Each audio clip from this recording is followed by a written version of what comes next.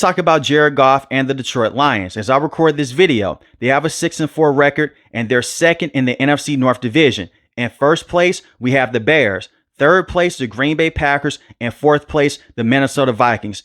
It's not all doom and gloom here. It is still a strong chance that Detroit will win this division. They're just a game behind. And they hold the tiebreaker currently over the Bears. They defeated them in week 2 in dominant fashion. Even though they lost to the Packers in week 1 and they lost to the Vikings a couple of weeks ago, Detroit is still in a very good spot. But my biggest concern with this roster is not the coaching staff. It's not their defense. It's not their offensive personnel with the offensive line and the wide receivers. It's Jared Goff at the quarterback position. Jared Goff has not performed well against pressure in his career, especially this season. When you look at quarterbacks across the NFL, the game has evolved. We have Patrick Mahomes with Kansas City. He can get outside the pocket. He can make special plays. The same with Josh Allen. Baker Mayfield can do the same with the Buccaneers. Lamar Jackson with the Baltimore Ravens. They have athleticism to make a defender or two miss and to extend the play. With Jared Goff, he doesn't have that. He plays well within structure. You can make the case that he's the best pocket passer in the NFL currently, especially over the last couple of years since Detroit has fully invested in this offensive line. You look at Jared Goff, when he doesn't face pressure, just a clean pocket, 83% completion percentage, phenomenal. 16 passing touchdowns, 1 interception. That's this season. But against standard pressure, this is without the blitz here, 50% completion percentage, 1 passing touchdown, 2 interceptions. The Lions will be limited by this in the postseason, and we've seen this before with Jared Goff. If you put enough defenders in his face, he can't move outside the pocket. We saw this against the Philadelphia Eagles. Jared Goff has to be better against standard pressure. When it's a 4-man rush against the blitz, he's a very good quarterback. Look at what he did against the Minnesota Vikings. He was 10-12 against the blitz, but against standard pressure, he still struggled. And this is why Sean McVay moved off of Jared Goff to bring in Matthew Stafford. When you muddy the pocket, Jared Goff just gets stuck in the middle. He's not able to move around because he doesn't have the athleticism. And it puts extra stress on this offensive line and the play caller as well. And we've seen this season with John Morton when he was calling offensive plays and with Dan Campbell over the last couple of weeks. The one thing that Ben Johnson did get right, a bunch of motion, a bunch of misdirection, run the football, work off of play action. They even ran play action bootlegs with Jared Goff to get him outside the pocket, to get him off the spot. And just easy, quick passes. It's not me saying that Jared Goff is a horrible quarterback. He's holding this team behind with his play. But in order to win a Super Bowl, he has to be better against pressure, especially to make it out of the NFC in general. You look at the Philadelphia Eagles, they can get to the quarterback on a consistent basis. And we'll talk about every single game here in the next couple of minutes with Detroit this season. But you look at that Eagles game, they put a lot of pressure on Jared Goff. He did not perform well. He was 0 for 12 against pressure. He got sacked twice, negative 12 rushing yards. Just terrible. The Seattle Seahawks, they can put a lot of pressure on you as well. And the same with the Los Angeles Rams. All of those teams have pass rushers that can hit you from different angles. And Jared Goff is in his 30s now. He's not 21, 22 years old. He is who he is. He's not going to go out there and just find ways to just run the football and have the same athleticism as Josh Allen and Lamar Jackson and Patrick. It's not going to happen.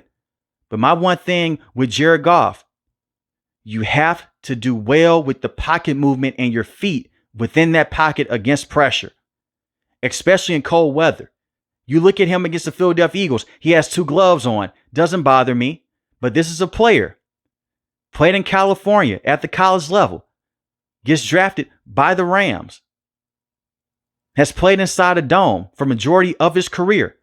You may say he plays in Detroit. They play in a dome. When he goes against the Minnesota Vikings, they're in the dome. Against the Washington Commanders last year in that playoff game, the main excuse, well, half the defense was banged up. You can make the case pretty much everyone that was a starter in the front 7, they were banged up, except for Jack Campbell. They did not have consistent pass rush. But the defense did not let them down entirely. Jared Goff had 3 interceptions in that game and 1 pick six. Jared Goff did not play well. They need him to elevate his play in big-time moments, and he has been able to do it in his career, dating back to the Rams and right now with the Lions. You look at that Super Bowl loss against the Patriots with the Rams many years ago. He missed a lot of passes. They put pressure on him. They played a lot of man coverage, and he looked confused against that defense with Bill Belichick. And the Rams, they move off of Jared Goff. They win a Super Bowl immediately with Matthew Stafford, because he can make plays out of structure consistently, and Jared Goff can't. You go back to week 1 against the Green Bay Packers. They did get outcoached. It was not a good performance with John Morton, the offensive coordinator. They lost this matchup 27-13. Jared Goff on the surface, you look at his numbers, you may say, hey, that's not terrible. He was 31 of 39, 225 passing yards, 1 passing touchdown, 1 interception. But he got sacked 4 times. He was pressured a lot by Michael Parsons and crew, and he did miss some crucial passes in this game, and they lost his matchup. Against the Bears, he didn't get touched. 0 sacks allowed for his offensive line. You beat the Bears 52-21. Jared Goff was phenomenal. 23 of 28, 334 passing yards, 5 passing touchdowns. When he doesn't deal with pressure, he's elite. When he deals with pressure, he's an average quarterback.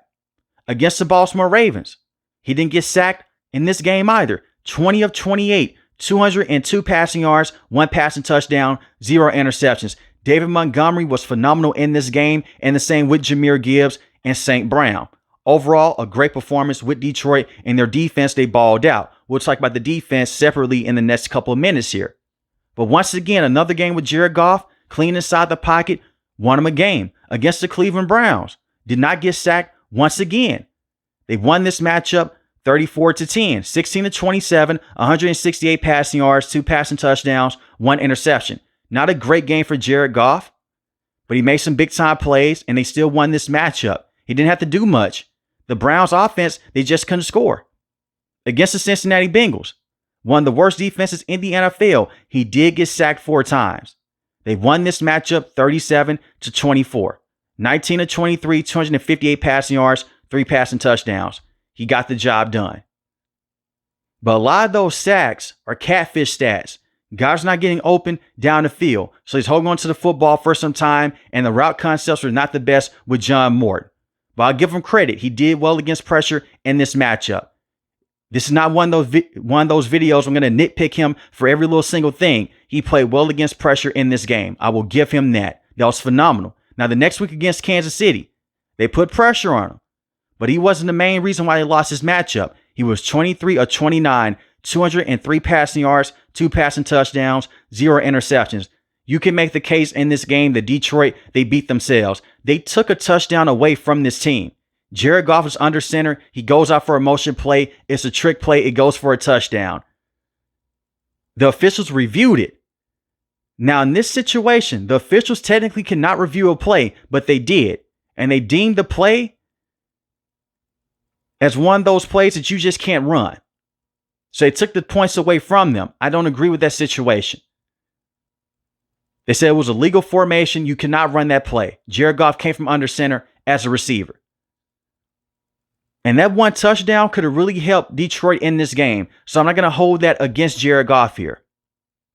Against the Tampa Bay Buccaneers, he had 1 passing touchdown, 1 interception, 20 of 29, 241 passing yards. This was a group effort. Your defense balled out against Baker Mayfield and company the same way they did against Lamar Jackson and the Baltimore Ravens on Monday Night Football. And your offensive line, they had a lot of good moments in this game with Jared Goff early on. He did get sacked 4 times. Now, against the Minnesota Vikings here, he got sacked 5 times. Dealt with a lot of pressure. Brian Flores stopped blitzing in this matchup, and Jared Goff did not look the same. 25 of 37, 284 passing yards, 2 passing touchdowns, 0 interceptions, and he missed a lot of wide open receivers with his accuracy. He wasn't comfortable inside the pocket. And this was the last game that John Morton called offensive plays. It's very interesting. They lost this matchup by 3 points against Minnesota. Another division game. And Dan Campbell said, you know what? I can't stand it anymore. I want to get a different look. I want Jameson Williams to be more involved. At this point in time, J-Mo was not getting a lot of burn In terms of just getting receptions on the field, in terms of just getting targets, they phased him out. It was a bunch of Sam Laporta and St. Brown. So here comes Dan Campbell, the head coach who did not call offensive plays over the last couple of years. That was Ben Johnson. He takes a play call sheet. Against the Washington Commanders, this was a great game. And I know the Commanders, banged up team. You can't help that. But Jared Goff, 3 passing touchdowns, 0 interceptions, got sacked 0 times, 320 passing yards. That will get it done.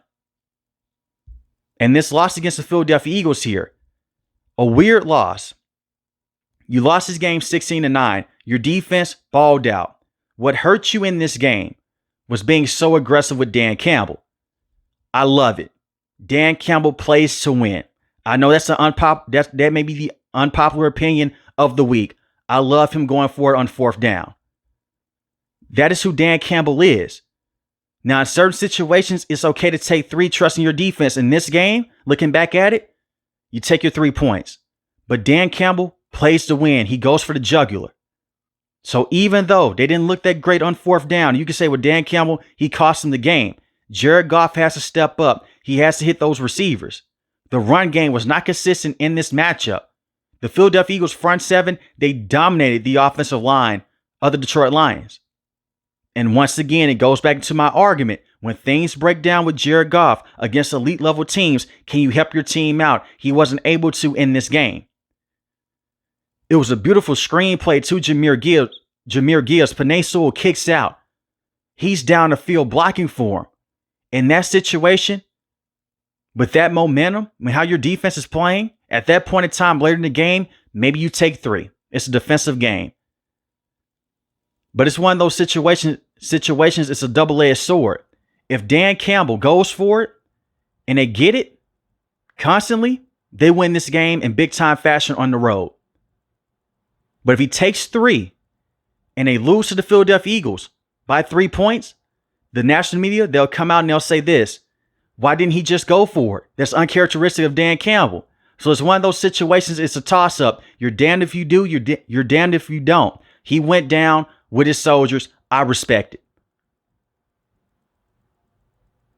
That last play in the game with the pass interference on Rocky Sin, I don't agree with it. I thought that was a terrible play call. It was a lot of terrible calls for the Eagles as well. Referees need to be held accountable. But that one play was not the reason why Detroit lost this matchup. I'm sorry. They had a bunch of plays in this game to where they could have won this matchup against the Eagles. They just could not capitalize. It wasn't all on Jared Goff, but he did not help.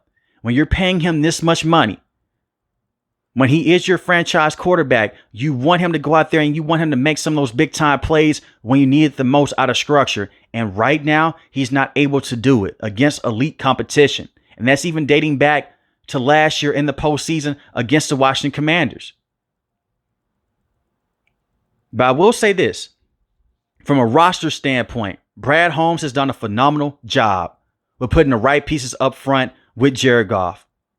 You have Penei Sewell, in my opinion, the best right tackle in the game. Taylor Decker, a very good left tackle.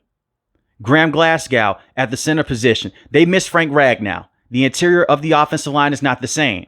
Part of the reason why you lost that matchup against the Eagles is because of your interior offensive line. Those players have to play better. And Tate is a rookie. He's had a lot of good moments this season. But when you look at rookie linemen, it usually takes time for them to develop. But he's been very good this year. Of course, he's had some bad moments. But he's been a very good player at the right guard position. But the interior of the offensive line has to step up over the next couple weeks with the regular season. And even though I feel like Brad Holmes has done a phenomenal job with his organization, he did not make a move at the trade deadline. I don't agree with that. I look at the Philadelphia Eagles. They're constantly making moves. They brought in Jalen Phillips. Detroit could have easily made that trade. You now pair Jalen Phillips up with Aiden Hutchinson. You have 2 phenomenal bookend pass rushers now. Aiden Hutchinson is one of the best pass rushers in the game. He's getting double and triple teamed a lot. Imagine if you go out there and you make that trade for Jalen Phillips. Now Jalen Phillips is in one-on-one situations on the opposite side. They have to put attention on him, not the interior of your defensive line. They're getting a lot of single looks. This is already a defense that's amazing against the run. You could even made a trade for a player in the secondary here, but Brad Holmes, he didn't do that. And I don't agree with that decision. I believe that that decision is going to hurt them in the postseason and maybe for the rest of the season here. He got comfortable and he sat on his hands. I just don't agree with it. But if you can keep Jared Goff upright, you can take that pressure off of him with a bunch of tunnel screens, a bunch of jailbreak screens, neutralize that pass rush, take those play action shots down the field. He's one of the best in the game. I can't argue that, especially in structure. But outside the pocket, I have a lot of questions with Jared Goff, especially against elite level competition. Jahmyr Gibbs is a monster.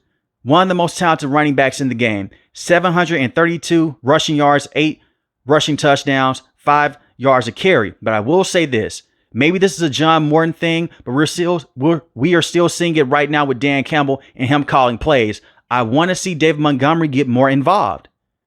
Monty is a very good running back. He's physical. And he has some juice in the open field. Look at what he did against the Ravens. Look at what he did last year against the Seahawks. He can break 2 to 3 tackles. He can give you 40 to 50 yards. Don't just sleep on him. He's just not this power back.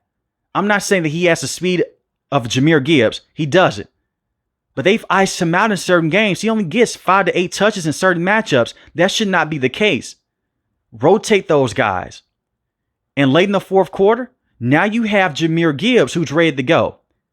And late in the fourth quarter, Jahmyr Gibbs can break off these big runs for 50 to 60 yards.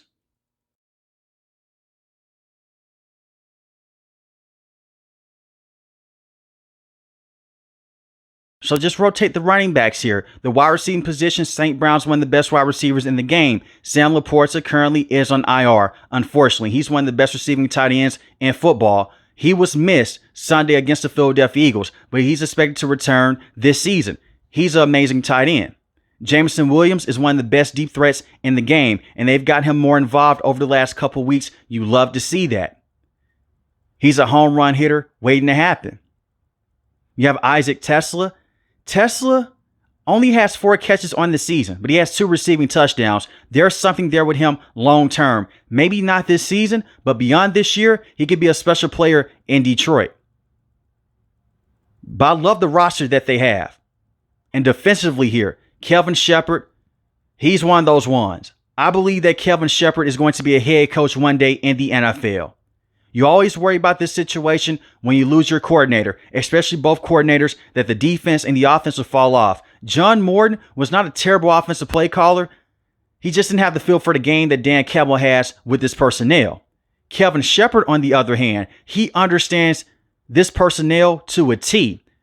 They're dealing with injuries in the secondary, and yet they're 8th in passing defense, and they're 8th in rushing defense. He is a phenomenal defensive coach. The attention to detail is there. When you look at the game plan that he had against Lamar Jackson and the Baltimore Ravens, it was tremendous. He kept rotating players on the back end, dropping guys back into coverage.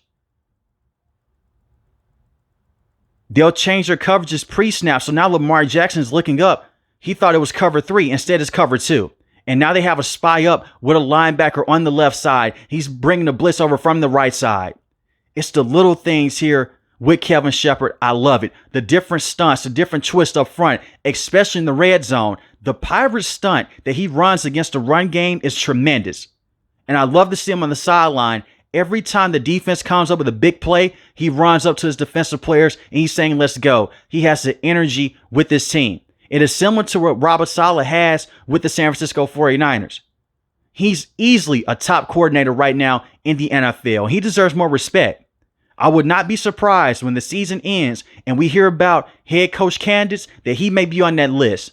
This is his first year calling defensive plays in Detroit, but he has been tremendous. The attention to detail is there every single week. And he does have very good defensive talent. And Aiden Hutchinson, 7.5 sacks on the season, 4 forced fumbles. Alim McNeil is still a very good defensive tackle to have. Tyleik Williams, the rookie, hasn't done much this season, but he's not a bad player. I think long term, he's going to be a star inside that defensive tackle room. You have DJ Reader. Jack Campbell has played so well to where Alex Anzalone is really not needed in Detroit anymore. If we're being honest here. Anzalone, very good player, but Jack Campbell is a stud. Whether they're blitzing him, he's in coverage. Him in coverage, he's still shaky, but he's gotten better compared to last season. But he's a pure run stopper. He's phenomenal. Derek Barnes, you have him as well. Don't sleep on him coming off the edge and getting to the quarterback. Terrion Arnold, unfortunately, I look at it from this situation. I believe that it's Jeff Okudah 2.0, to where this player has dealt with injuries. He hasn't caught on just yet. Maybe over time he'll be that lockdown corner. But I look at someone like Terrion Arnold. He has not been a good player with this team. He's dealt with a lot of penalties. I still hope that he can be a good player. He's a Bama product. You look at him coming out of college. A lot of people, they compared him to be a top cornerback. Like Patrick Surtain, it just hasn't worked out just yet. Brian Branch, still a phenomenal safety to have on the back end. I know that he had the one slip up in the post game against Kansas City, but I'm going to take up for him.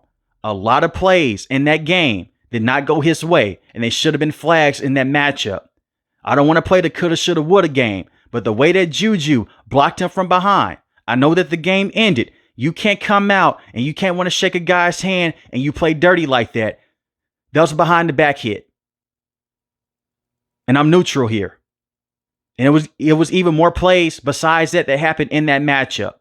I'm not saying what he did is right to Juju. But at the same time, the referees, they need to be better. But he's one of the best safeties in the game. Can play inside the nickel cornerback position, can take away your tight ends. He is just phenomenal.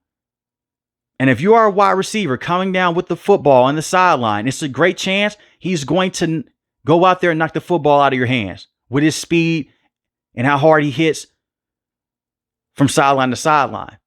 But he's a very good player. You have Kirby Joseph as well at the safety position.